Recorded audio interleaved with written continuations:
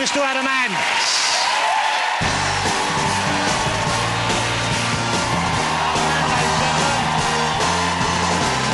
Looking dandy. Thank you, Adam.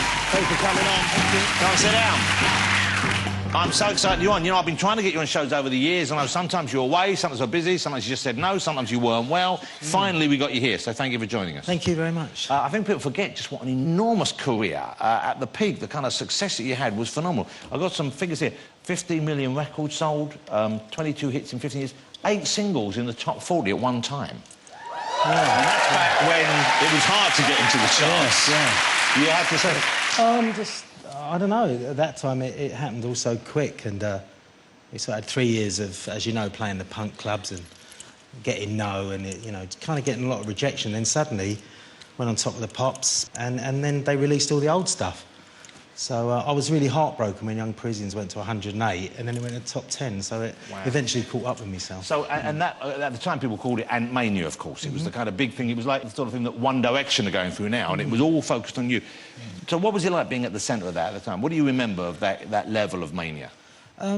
It's a bit, to be honest, it's a bit of a blur, but I'd had so long of having sort of rejection, and like you know, I was really determined to make it work. So when it happened, I just got my head down and just did every interview and just took every opportunity to make it last. And when was it when you realised that you were, you know, as big as you were? I mean, when did it sort of dawn on you? I mean, was it when did you get recognised more, or was it just a kind of level of awareness about the music being played everywhere? To be honest, it was actually meeting Her Majesty the Queen. I did it at a Royal Variety show.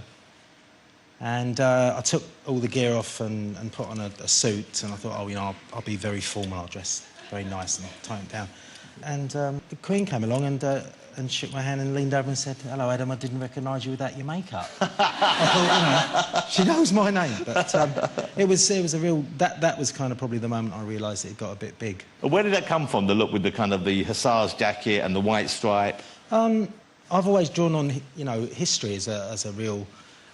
influence on the work. I loved history at school, so now my home's full of various historical references, and I just really thought it was time, after the punk thing, it got a bit grey, a bit political, a bit dull, and time for colour and heroic, piracy, highwaymen, the Native American Indian culture, which had a sort of bravery about it, and it sort of just all went together and worked.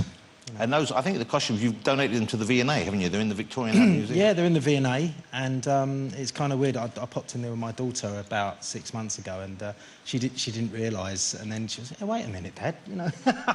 No, that's Brian Eno, love, that's me. How old is your daughter? It's 15. Wow, 15? Yeah, fantastic. Yeah, the greatest achievement in my whole life is my daughter, definitely. It's wonderful. That's so sweet. When you became a pop star and you were about as big as a pop star could be, was it what you wanted? I think it was strange because it was kind of going from that early audience. The most upsetting thing was we had a sort of very clandestine audience of punk rockers and Mohicans and really loyal fans, and I think the most heartbreaking moment was kind of seeing that go, seeing the disappointment to some of the old fans that I really knew on a you know, name-to-name basis. They used to come to all the shows, and that was quite upsetting, seeing that the fact that I was no longer belonged to them anymore. But I had to make that conscious decision, and then I just thought, you know, TV had kind of made me overnight. It had gone right across to so many people, so I just basically thought I'm going to get on as many TV shows as I can, and so in a way it wasn't what I expected it to be, but it was a lot more hard work than I ever imagined it would ever be. And so was that what kind of like, because you'd had a history of mental problems before, hadn't you? Was that what kind of pushed you over the edge, do you think? Yeah, bipolar disorder.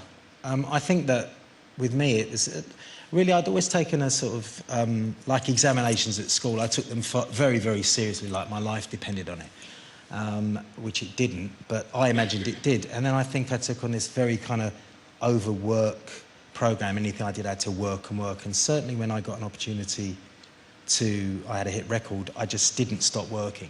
That was one element. The other elements is obviously the sort of chemical conditions, the serotonin balances in the brain, which later on, fortunately, through the help of my doctors, they explained to me why it happens, what are the trigger things that can trigger it off. But I think creative people primarily because they have to make a living out of abstract ideas. It's not something you check in. You're sort of constantly competing with yourself. And I think that it makes you quite vulnerable to very dark thoughts. And bipolar disorder is something that really means highs and lows. And an artist does need the dark as well as the light. But you seem to be in a really good place now. Creatively, you've got a new album out, and it's really good stuff, and you must be pleased about performing it. And I'm going to see if we can get Adam out. He couldn't do it this evening because we've already had Hertz booked, and we're very excited about that. But I'd love Adam to come back on the stage and perform live, and I think you'd like to see him perform live, wouldn't you? So we'll try and get you back on another week. I'd love that. But you seem to be, well, am I right in thinking you're kind of in a better place than you have been for quite a while? Yeah, I think since I took a 17-year period off, during some of that time I didn't ever imagine I'd make another record. I didn't imagine I'd ever go on stage again. Since then I've done 130 concerts and I've got a double album out. Wow. So that, you know, that's it really. That's happy news. Well, the album, let me remind you, I've got it here.